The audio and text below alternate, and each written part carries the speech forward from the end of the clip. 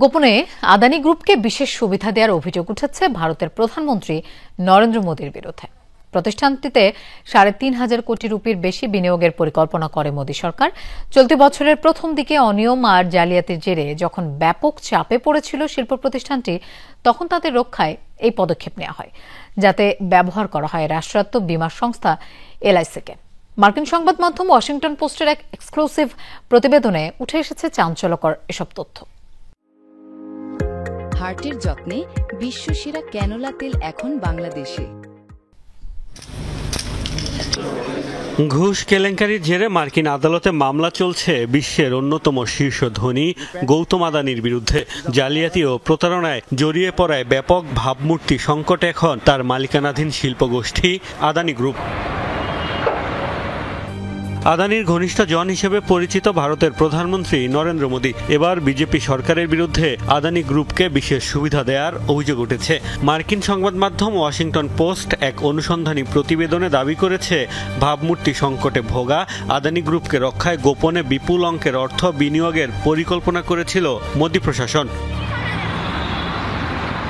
প্রতিবেদনে দাবি করা হয়, ঘুষ কেলেঙ্কারির জেরে যখন ইউরোপ ও যুক্তরাষ্ট্রের ব্যাংকগুলো আদানি শিল্পগোষ্ঠীকে নতুন ঋণ দিতে দ্বিধায় ছিল, তখন তাদের পাশে দাঁড়ান নরেন্দ্র মোদী। বিতর্কিত ধনকুবেরের ঋণগ্রস্ত প্রতিষ্ঠানকে বাঁচাতে $3.9 বিলিয়ন অর্থাৎ ৩,৫০০ কোটি রুপিরও বেশি বিনিয়োগের পরিকল্পনা করা হয়।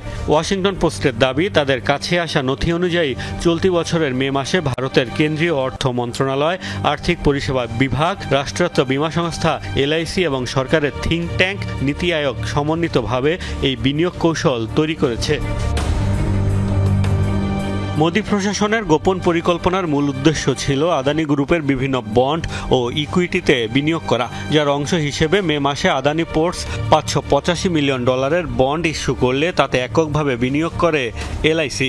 মূলত বিনিয়োগকারীদের আস্থা ফেরাতে নেওয়া হয়েছিল এই পদক্ষেপ।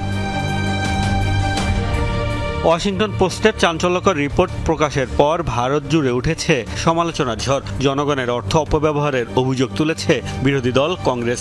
এদিকে মার্কিন গণমাধ্যমের প্রতিবেদনকে মিথ্যা দাবি করে উদ্দেশ্য প্রণোদিত আখ্যা দিয়েছে অভিযুক্ত রাষ্ট্রায়ত্ত বীমা সংস্থা এলআইসি। মোস্তফা মাহমুদ, যমুনা নিউজ।